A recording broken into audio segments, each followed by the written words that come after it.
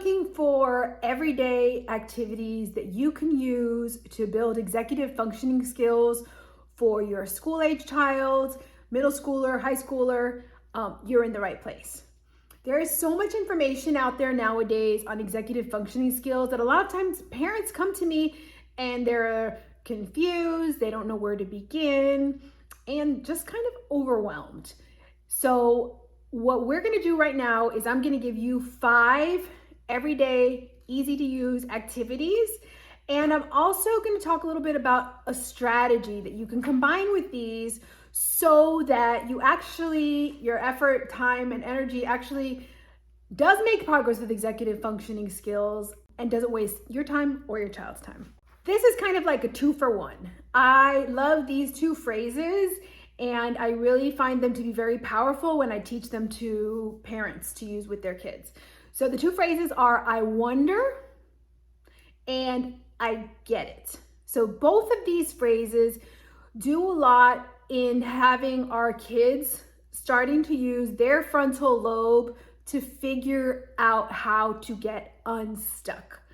So many times they will mess up, they will forget, they will screw things up, they will lose things, and we either jump in to fix it, we offer the solution, we just handle it because it's just faster that way, right?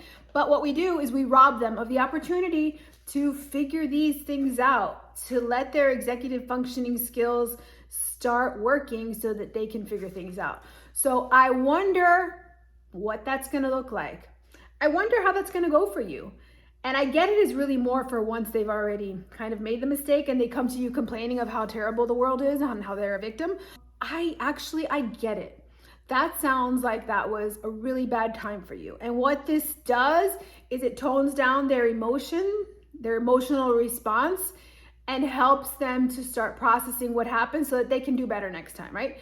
Versus the other way, it ends up, they'll take all that energy and they'll just use it to argue with us or, then take it out on us, Usually when we have other things to say, like, well, you could have done this, you should have done this, you know better, you should know how to do this by now. Those just have them direct their energy at us, and we want them to direct their energy at how to do better next time.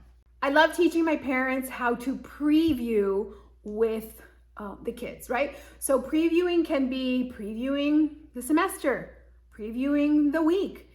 It can be previewing what's happening in the next hour. So you see how this preview activity can really be used for all ages. So this really helps build that organization, that time awareness, that sustained attention, that goal-directed persistence that so many of the kids I work with struggle with, right? Because if we're just giving them the next hour, they're gonna get a quick, immediate response as to what's happening next.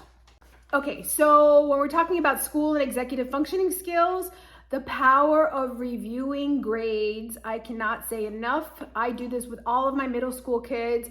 I do this with the families that I work with in my private practice and the kids that I do one-on-one coaching with. Going ahead and reviewing what happened, what went well, what went wrong is a magical way in really boosting those executive functioning skills. And what I really like about this activity is you can use it mid-semester, you can use it at the end of the year. I actually like to use it in the beginning of the school year.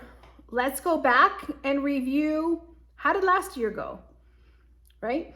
Reviewing things that didn't go so well, and also reviewing things that went really well too. It's important for them to know that their actions led them to do well in areas that were important to them. It wasn't just luck. This last one is really quick. I want us to pause. I need help with,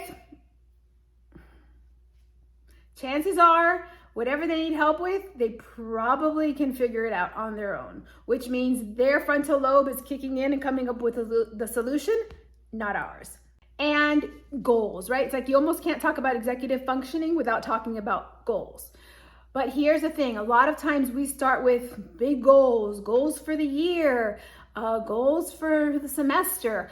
And a lot of times with the kiddos that are struggling with executive functioning skills, that's too far off in the future, it's too broad, and it doesn't register, doesn't work. But what I like to introduce is the concept of mini goals. Mini goals is also kind of like previewing. You can make a mini goal for the month. You can make a mini goal for the week. You can even make a mini goal for the next hour, right? Let's make a mini goal for how dinner's gonna go. So these are 5 things that you can do in everyday life. And what I want you to do is I want you to take these and I want you to pair them with your child's executive functioning profile, which in the next video that talks about strengths-based executive functioning is going to break it down exactly how to do that. And there is also a freebie that you can grab, and it has all the executive functioning skills, and you'll be able to navigate your child's executive functioning profile. And then I want you to match these activities that we talked about with your child's executive function strengths and with the areas that they need to improve. All right, friends, see you in the next video.